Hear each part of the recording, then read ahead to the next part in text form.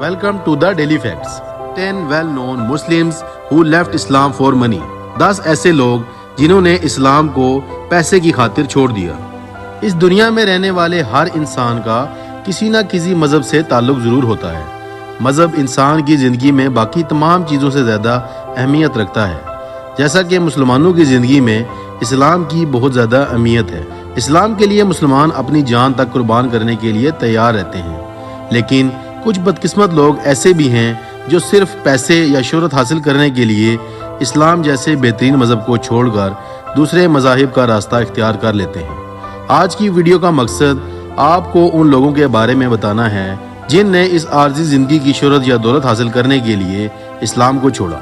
Video शुरू करने से पहले आपके इल्म में एक और बात का इजाफा करते चलें कि इस्लाम दुनिया का दूसरा बड़ा मज़हब है और तेज़ी से फैलने वाला दुनिया का पहला सबसे बड़ा मज़हब है। दूसरे मज़ाहिब के लोग बहुत ज़्यादा तादाद में इस्लाम से मुतासिर होकर इसमें शामिल होते हैं, लेकिन कुछ बदकिस्मत अपना मज़हब चंद पैसों के इवज़ छोड़ देने को तैयार होते हैं। जावेद अख्तर। इस्लाम के छोड़ने वालों में पहला नाम जावेद अख्तर का आता है। जावेद अख्तर का ताल्लुक इंडिया से है और वो उर्दू अदब के बेहतरीन शायर और लिखारी हैं। उनकी पैदाइश 17 जनवरी 1945 में मादिया प्रदेश के शहर ग्वालियर में हुई। उनके वालिद जान निसार अख्तर एक उर्दू शायर और सॉन्ग राइटर थे। ताहम जावेद के परदादा फजले हक हैदराबादी इस्लामी स्कॉलर थे।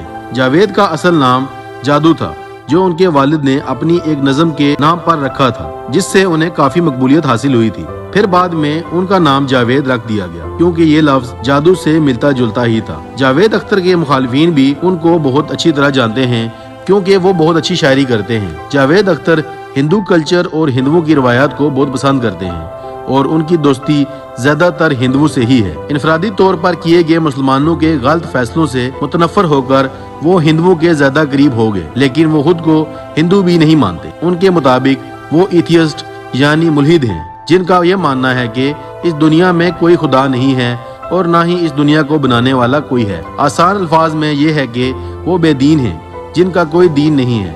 ताहम उनके तौर तरीकों से पता चलता है कि वो हिंदुओं से ज्यादा करीब हैं। फातिमा सना शेख एक हिंदुस्तानी अदाकारा हैं। फातिमा हिंदी फिल्मों और ड्रामों में अपने काम के लिए मशहूर है। उनको ज्यादा शोहरत आमिर खान की फिल्म दंगल में काम करने से मिली। फातिमा सना भारतीय शहर मुंबई में 11 जनवरी 1992 को पैदा हुई। उनकी वालिदा राज तबस्सुम का ताल्लुक जम्मू कश्मीर से था और उनका ताल्लुक मुसलमान फैमिली से था। फातिमा के वालिद विपिन शर्मा जम्मू कश्मीर के रिहायशी थे और उनका ताल्लुक हिंदू खानदान से था। फातिमा का बचपन दोनों मज़ाहिब को फॉलो करते हुए गुजरा, लेकिन वो इस्लाम के ज्यादा करीब थी और यही वजह थी कि उनका नाम भी इस्लामिक था। एक इंटरव्यू के दौरान फातिमा ने कहा कि वो ना तो मुसलमान हैं और ना ही हिंदू, क्योंकि उनका किसी मजहब पर यकीन नहीं है। ताहम उन्होंने मजीद बताया कि वो एथियस्ट हैं और किसी मजहब से उनका ताल्लुक नहीं है। चूँकि इंडियन फिल्म इंडस्ट्री में शोहरत पाने के लिए नॉन मुस्लिम होना जरूरी है और यही कुछ फातिमा सना ने भी शोहरत हासिल करने के लिए किया। अपने कैरियर, दौलत, शोहरत के लिए खुद को इस्लाम से दूर कर लिया। शम्स पहलवी का ताल्लुक ईरान से था। वो ईरान के आखिरी शाह मोहम्मद रजा शाह पहलवी की बड़ी बहन थी। शम्स पहलवी 1917 को ईरान में पैदा हुई। उसने अपनी वालदा और अपनी बहन के साथ मिलकर ईरान में नकाब और हिजाब के खिलाफ तहरीक चलाई। क्योंकि ईरान एक शिया रियासत है जहां नकाब और हिजाब की पाबंदियां थी, लेकिन शम्स के मगरबी ममालिक से मुतासिर होकर नकाब और हिजाब को खत्म करने की कोशिश शुरू की और खुद 1940 में इस्लाम को छोड़कर रोमन कैथोलिज्म को इख्तियार कर लिया। शम्स ने न सिर्फ खुद बल्कि अपने शोहर और अपने बच्चों को भी इस्लाम छुड़वा दिया और फिर उसी दौर में शाही खानदान में शराब पीना आम हो गया, जो कि इस्लाम में हराम है। फिर जब ईरान में इनकलाब आया तो उसके खानदान को मुल्क छोड़कर भागना पड़ा और अमेरिकी रियासत कैलिफोर्निया में पनाह ली।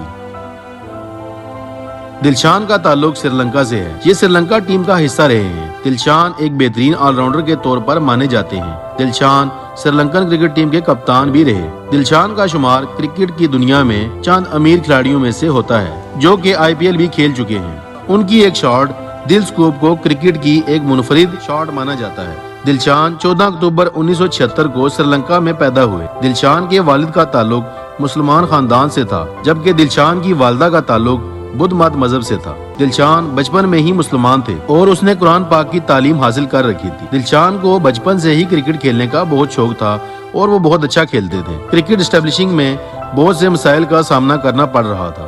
دلشان کے کرکٹ کوچ نے ان کو مشورہ دیا کہ اگر تم کرکٹ میں کامیاب ہونا چاہتے ہو تو اسلام چھوڑ کر کوئی اور مذہب اختیار کر لو۔ یوں کوچ کی باتوں میں آ کر 16 سالہ دلشان نے اسلام سے کنارہ کشی اختیار کر لی اور بدھ مت مذہب کا پیروکار بن گیا، جو سری لنکا کا سرکاری مذہب ہے۔ وسیم کا تعلق انڈیا سے ہے اور یہ ایک شیعہ خاندان میں پیدا ہوا تھا۔ وسیم رضوی پہلے شیعہ central board of Uttar Pradesh کا چیئرمین تھا، لیکن انڈیا میں بی جے پی کی حکومت آنے کے بعد وسیم رضوی مودی سرکار کے قریب ہونے کے لیے اسلام سے دور ہوتے چلے گئے اور اسلام کے خلاف پروپیگنڈا کرنا شروع کر دیا۔ مسلمانوں کے دلوں میں وسیم کے لیے اس وقت سخت نفرت شروع ہوئی جب اس نے نعوذ باللہ قرآن پاک سے 26 آیات کو نکالنے کے لیے سپریم کورٹ سے رجوع کیا، کیونکہ یہ مسلمانوں کے جذبات اور قرآن پاک کی کھلم کھلا گستاخی تھی۔ اسی وجہ سے انڈین مسلمانوں نے اس کے خلاف احتجاج شروع کر دیا۔ نہ صرف احتجاج بلکہ مسلمانوں نے اس کے سر کی قیمت بھی مقرر کر دی۔ اس دوران ہندوؤں کی سپورٹ حاصل کرنے کے لیے غازی آباد کے قریب ایک مندر میں تقریب کا انعقاد کیا گیا اور وہاں اس نے 6 دسمبر 2021 کو یہ اعلان کیا کہ وہ اب مسلمان نہیں بلکہ ہندو ہے، اور وہاں پر باقاعدگی سے پوجا کی اور اپنا نام تبدیل کر کے جتیندرا نارائن سنگھ رکھ لیا۔ دور حاضر کے مشہور ترین سنگر زین ملک، جن کا تعلق برطانیہ سے ہے، وہ ایک پاکستانی مسلمان یاسر ملک کے بیٹے ہیں۔ یاسر ملک نے ایک برطانوی خاتون سے شادی کی تھی جن سے زین ملک اور ان کی 3 اور بیٹیاں بھی ہوئیں۔ زین ملک کی پرورش ایک مسلمان کی طرح ہوئی تھی۔ زین ملک اپنے والد کے ساتھ نماز پڑھنے مسجد جایا کرتے تھے اور قرآن پاک کی تلاوت بھی کرتے تھے۔ کچھ عرصہ پہلے برٹش میگزین میں انٹرویو کے دوران زین ملک نے یہ بتایا کہ وہ اب مسلمان نہیں رہے کیونکہ وہ اپنی زندگی مسلمانوں کی طرح نہیں گزار رہے۔ زین ملک باکسر بھی رہے ہیں۔ ان کی شہرت برطانیہ کے مشہور شو دا ایکس فیکٹر میں شرکت کرنے سے ہوئی۔ شہرت حاصل کرنے کے بعد وہ بے شمار دولت کمانے لگے۔ زین ملک نے خود کو دین سے دور کر رکھا اور پھر خود کو ایتھیسٹ ڈکلیئر کر دیا، جس کا کوئی بھی مذہب نہیں ہوتا۔ زین ملک کا شمار اس وقت کے ٹاپ سنگرز میں سے ہوتا ہے، لیکن بے پناہ دولت اور شہرت کے باوجود وہ ذہنی سکون سے محروم زندگی گزار رہے ہیں۔ انڈین فلم انڈسٹری کی ٹاپ ایکٹریس پروین بابی 70 اور 80 کی دہائی میں بالی ووڈ فلم انڈسٹری میں سپر ہٹ ماڈل اور فلم ایکٹریس مانی جاتی تھی۔ شہرت اور دولت کی خاطر تمام حدیں پار کر دی۔ حالانکہ پروین کا تعلق ایک پشتون گھرانے سے تھا۔ ان کے والد کا نام ولی محمد خان تھا۔ انہوں نے کیریئر کی شروعات ماڈلنگ سے کی۔ انہوں نے امیتابھ بچن کے ساتھ کئی فلموں میں کام کیا۔ اسی وجہ سے ان کی امیتابھ بچن کے ساتھ کافی اچھی دوستی ہو گئی۔ فلم انڈسٹری کو خیرباد کہنے کے بعد ایک ہندو یو جی کرشنا مورتی کے ساتھ مختلف ملکوں کے وزٹ کے لیے نکل گئی اور اسی دوران اسلام کو چھوڑ کر عیسائیت مذہب اختیار کر لیا۔ 22 جنوری 2005 کو ان کی موت واقع ہو گئی۔ پروین اپنی زندگی کے آخری سالوں میں کئی بیماریوں کا شکار رہی۔ ان کا خیال رکھنے والا کوئی بھی نہ تھا۔ نرگس دت کا شمار ان کے دور کے سب سے بہترین اداکاروں میں ہوتا تھا۔ نرگس دت ایک انڈیا کی اداکار گزری ہیں اور موجودہ دور کے بالی ووڈ سٹار سنجے دت کی والدہ ہیں۔ ان کی پیدائش ایک مسلمان گھرانے میں ہوئی تھی۔ نرگس کو ان کے ساتھ کام کرنے والے سنیل دت سے محبت ہو گئی۔ کہتے ہیں کہ سنیل دت نے اپنی جان خطرے میں ڈال کر نرگس کو فلم سیٹ پر لگنے والی آگ سے بچایا تھا اور یہی واقعہ ان دونوں کی شادی کا سبب بنا۔ ان دونوں کے ہاں ایک بیٹا اور 2 بیٹیاں پیدا ہوئیں۔